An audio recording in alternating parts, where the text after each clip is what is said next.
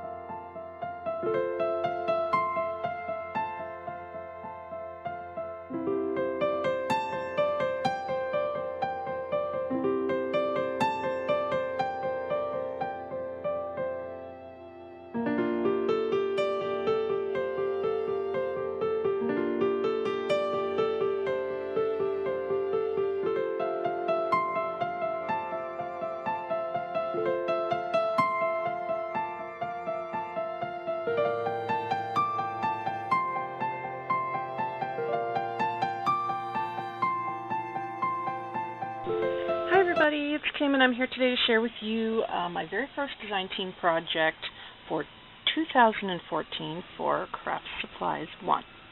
And I'm excited about this because my resolution for this year is to stay more organized, which I know is difficult for me, but I am going to give it a shot anyway. And I had this little piece in my stash, and it's actually made out of paper mache. I've had it for a while, and it's just been kind of sitting here.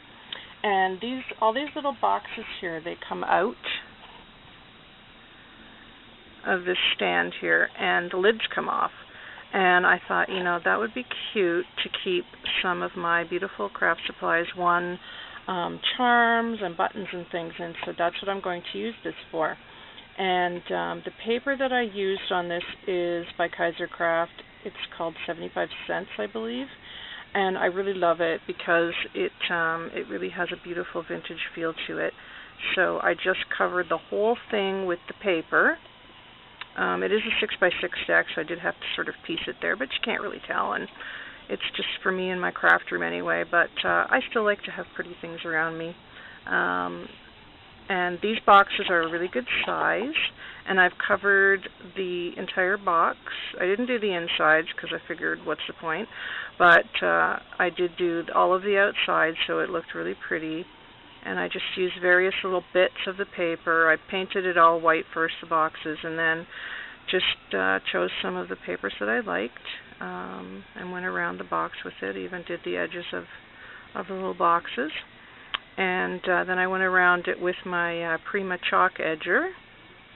I think it's called Bark Branch, the one that I use. It's a darker brown anyway. And so I got those all covered. And then on each of the boxes, I used some Craftsupplies1 goodies. And let me share with you what I did. So first of all, you can see that I have used this trim here, and I will show you which trim it is. It's this one that I got in my DT kit. This little beautiful little trim here. And I didn't do all the way around because the boxes wouldn't fit in here properly. It's a bit of a tight fit. Like they fit perfectly, but if you had put lace all the way around it, it would just be too snug, and I didn't want that. I wanted to be able to access this easily, so I just did the fronts of all the boxes. And then this metal piece here is from Craftsupplies1. I don't have any left. I used my last 6 on these boxes, so I don't have any left, but they're actually a bronze color. And what I did was I embossed them with the Stampendous Shabby Blue embossing powder, just to pick up on the blue tones in the paper. And then these are these amazing little buttons that I got in my DT kit, which I showed you guys yesterday, but in case you didn't see it, I will show you again. These are new to Julie's store. They're amazing. I absolutely love them. Let me see if I can get those laying down properly there. And these are the little clock pieces. They're little buttons. Hopefully you can see them. And they come in lots of different colors.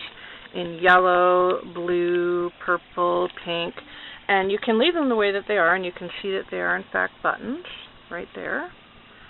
And but I chose to change the color of them.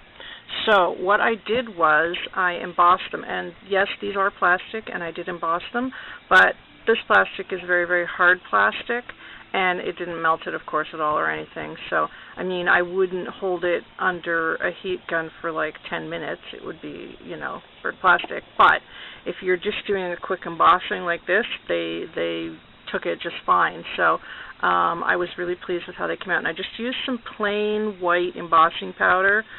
I think it was a Donna Salazar embossing powder that I used, just a plain white one.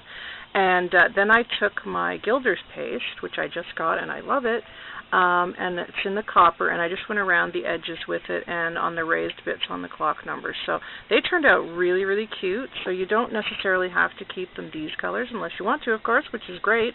I mean, these ones would be great.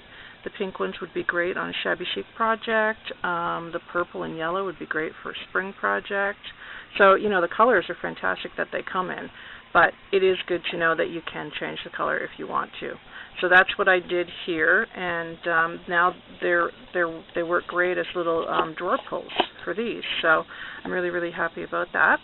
And then on the sides here, I went around and I got this Chinese braid in my DT package, this beautiful tan color. So I went around the edges of the box on the front and the back there, all the way around. And then here on each side, you can see these gorgeous appliques, which came from the new Venice trim, which is in Julie's store. And it's, oh, so beautiful. Look at this. It's just so gorgeous. So I just cut one of these pieces out, and you can see here. I just cut it out and put it on the side just for a little bit of decoration. I don't want to put too much on it because this is going to hold like some and be storage in my craft room. Now on the top I did a little bit as well. Whoops. Should have held that box in. On the box I did a bit as well. I cut out a few more pieces from the Venice trim and I put them here, and you can see the little leaves here. And then these beautiful bling buttons are also from Julie's store, and I have 3 of them here. One I put a little jute bow in, and then the little white flowers are also from Craftsupplies1 from Julie's store. So pretty simple on the top. Let me just grab that box I dropped on the floor. Sorry about that. Where is it? There it is. And so anyway, that just sits in there like this.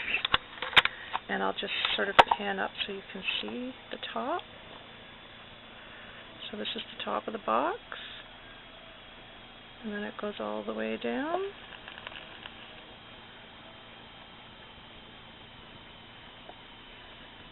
So it's a really cute little storage idea for your craft room. So that is my first DT project, Craftsupplies1, for the month of January. And the link to the store will be down below. And I hope that you guys like what I made, so please feel free to leave a comment if you like or subscribe. And I love to hear from you. So hope you're having a wonderful day, and Happy New Year to everybody. Bye!